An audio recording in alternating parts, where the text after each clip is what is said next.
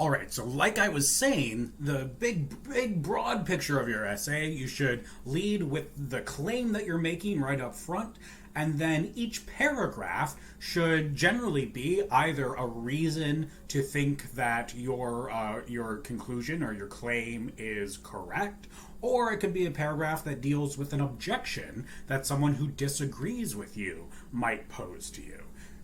Now, let's look at the sort of paragraph you might write in order to give a reason to think that your claim is correct. So let's zoom in on reason number one here.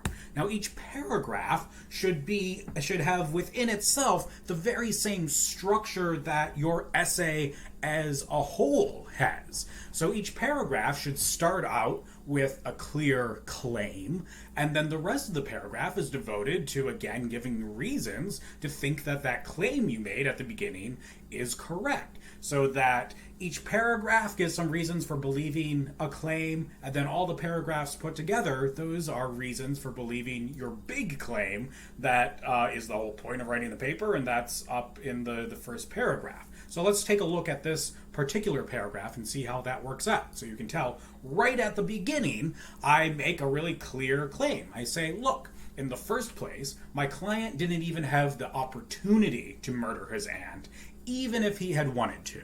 That's the claim, right? I started my essay out saying, look, my client didn't murder his aunt. Here's my first reason to think that's true. He didn't have the opportunity to murder her. Now what I'm going to do in the rest of the paragraph is give you the evidence or the reasons to think that this claim is correct, to see why he didn't have the opportunity to murder his aunt. So I go on and say that the police have determined that Ms. Scarlett died sometime between 9 p.m. and 10 p.m. on the night of August 5th. Okay, well, my client was playing bridge across town until 9:30. So, given all that, he didn't have time to drive over to Ms. Scarlett's house, murder her, and then hide her body in the woodshed behind her house. All of that are all reasons to think that my client just did not have the opportunity to murder his aunt. So I've made that claim, and then I've given reasons to think that that's true.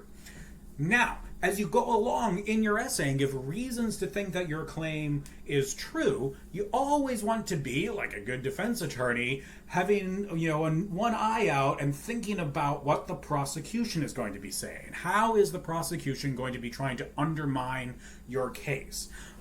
In your particular case, you might be thinking, okay, so I'm writing this for my classmates. If one of my classmates read this paper and they were skeptical about whether the claim I was making is true, what kind of reasons could they give to think that even if all this stuff was true, I'm still wrong? So as you think about that, you want to bring that up and deal with it. So here I gave my first reason for thinking that my client is innocent, but now I can raise an objection to that claim. I could say, look, I can understand that somebody might be skeptical of this reasoning. Here's why they might be skeptical of it, but here's why I'm right after all. So I just claimed that my client didn't have the opportunity to murder his aunt because he didn't have the time to drive all the way to her house, murder her, and hide her body. But now I'm going to raise an objection. So here's the objection.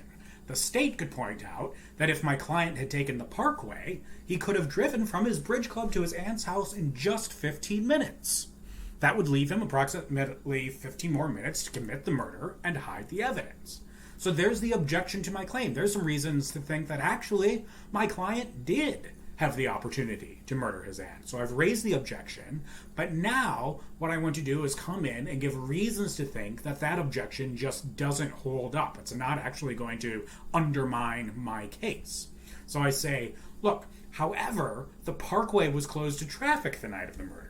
So, the shortest route my client could have taken to Ms. Scarlett's house would have taken him at least 25 minutes. So, even in the best case scenario, my client would have had only 5 minutes to kill his aunt and dispose of her body. And that is impractical. So, I save my claim from the previous paragraph that my client just did not have the opportunity to murder his aunt. And once you get into this groove, the rest of your essay just starts kind of spinning out and writing itself. Because now you want to figure out, okay, so what are the other reasons to think that my client didn't murder his aunt? Well, in the next paragraph, I'm going to claim that my client, Mr. Woodford, didn't have the means to do it. I'm going to give some reasons for thinking that he didn't have the means to do that. And then I'm further going to say why he didn't even have the motivation to murder his aunt. And my essay can go on along those lines, and I'm going to still want to consider possible objections to the reasons that I'm giving. The more objections you consider and the stronger the objections you consider to your claims, the better your paper is going to be. Because if you are able to recognize the reasons why other folks might disagree with you, and then show why they should agree with you nonetheless, that makes your case all the more stronger. That's how being a good philosopher or a good essay writer is like being a good defense attorney. So, what I will be looking at as I read your essays is to make sure that you've done your best to think of the strongest possible objections to your claims. That you've thought about the strongest reasons to think that your claim is actually false. And then I want to see that you at least, give a good college try at responding to those objections and giving some reason to think that you're correct nonetheless. As you've probably seen throughout this term, and you'll see as we continue to read some things, that's can be a pretty difficult process. But as you can see in the assignment that I gave you and in the rubric that I'll post for your assignment, I will be grading you on exactly the sorts of things that I've been talking about throughout these videos. I want to see that you make a clear claim, you give good reasons for that claim, and that you consider the strongest possible objections to your claims and do your best to deal with them. So your essay can just proceed in this way.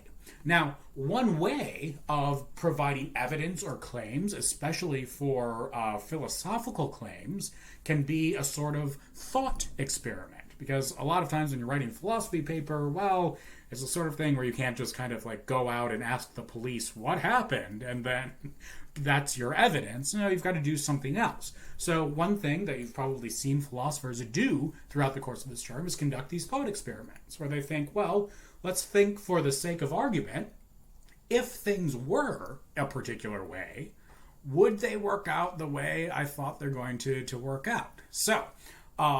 So here's an objection that I'm dealing with. In the previous paragraph here, I'm dealing with this objection where the prosecution says, well, look, even if he didn't have the means, opportunity, or motivation, maybe my client is guilty because, quote, he just looks like a sketchy guy. So first thing we're going to do is trying to figure out, well, what's the most charitable way? What's the strongest way you could pose that objection?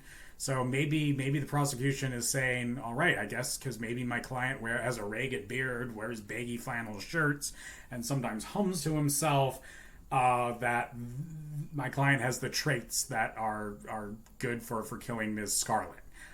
Okay, so I guess that's the objection. Let me give you the evidence for thinking that that's not a good objection. So this evidence is going to take the form of a thought experiment. So I'm going to say, well, let's imagine some other person. Call him Mr. X. So suppose Mr. X also has a scraggly beard, wears loose flannel, and hums. So I guess he's a sketchy guy in the way that the prosecution is thinking about it. But also suppose that Mr. X was on board a submarine at the bottom of the ocean when Ms. Scarlett was murdered. Well, none of this actually happened. It's a thought experiment, but just suppose for the sake of argument. Well, even though Mr. X may look like a sketchy guy, he could not possibly have killed Ms. Scarlett. So, again, even though my client may look like a sketchy guy, even if that's true, that's not enough reason to conclude that he murdered Ms. Scarlett.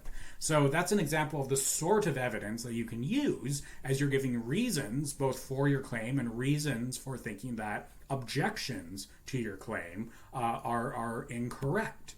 So that's the big overall view of your essay. You want to make a claim up front that's really clear to your audience so that they know, I see, I'm going to be reading the rest of this essay to see whether the author gives me good reasons to think that that claim is true.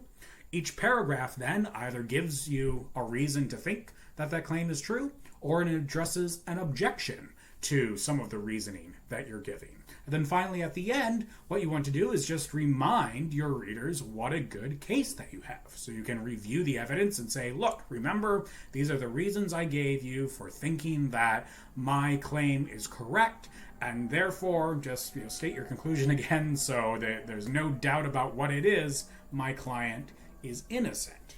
Now, like I said, I don't want you to be talking about things in terms of guilt and innocence as though you're actually a defense lawyer, but I want you to use the same techniques that a defense attorney uses, where they're making clear claims, giving good reasons, and addressing objections to those reasons in a clear way that communicates to their audience.